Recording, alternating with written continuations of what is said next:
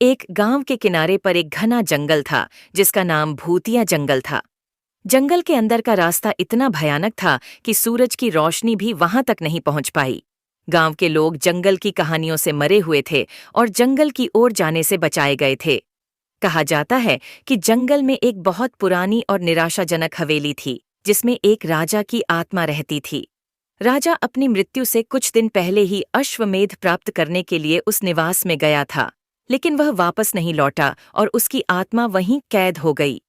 एक दिन गांव में एक साहसी युवक अर्जुन आया। उसने गांव वालों से जंगल के बारे में सुना और कहा कि वह रहस्य की तह तक जाएगा। अर्जुन ने अपने कुछ साहसी दोस्तों को इकट्ठा किया और उन सभी को मिलकर जंगल में प्रवेश कराया। भूतिया जंगल की कहानी। जंगल में प्रवेश करते ही उन्हें भयानक आवाजें सुनाने लगती हैं। सच्चे पत्तों के सरसराने लगे और ठंडी हवा उनके सौहार्द में फुसफुसाने लगी। अर्जुन और उसके दोस्तों ने हिम्मत जुटाई और आगे बढ़ते रहे। रात होते होते वे होश में आ गए। घरों से एक अजीब सी रोशनी निकल रही थी। उस रोशनी को देखकर वे सभी समझ गए कि यहाँ कुछ अलौकिक है। उन्होंने हवेली के अंदर कदम रखा और देखा कि हवेली के अंदर का दृश्य किसी रोशन महफिल की तरह था।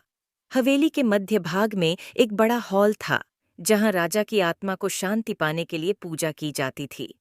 अर्जुन ने देखा कि हॉल के बीचों बीच एक पवित्र अग्नि जल रही थी और उसके चारों ओर अदृश्य शक्तियां थीं।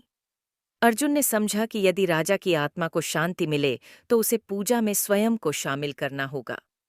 उसने और उसके दोस्तों ने जंगल के प्राकृतिक आकृतियों का उपयोग करके पूरी निष्ठा के साथ पूजा की। पूजा पूरी होने पर राजा की आत्मा प्रकट हुई और उसने अर्जुन और उसके दोस्तों को आशीर्वाद दिया।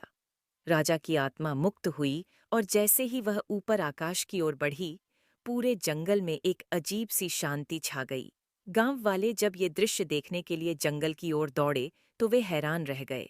उन्होंने देखा कि जंगल का अंधेरा नर्म हो गया था और सुंदरता की सरसराहट किसी सुखद संगीत में बदल गई थी। अर्जुन और उसके दोस्तों के साहस और ज्ञान के कारण जंगल अब भूतिया नहीं रहा। लोगों ने उन्हें अपना हीरो माना और भूतिया जंगल अब एक पवित्र जंगल के रूप में जाना जाने लगा। कहानी से ये सीखने को मिलता है कि साहस और सच्चाई की राह पर चलने वालों का मार्ग ईश्वर हमेशा प्रशस्त करते हैं।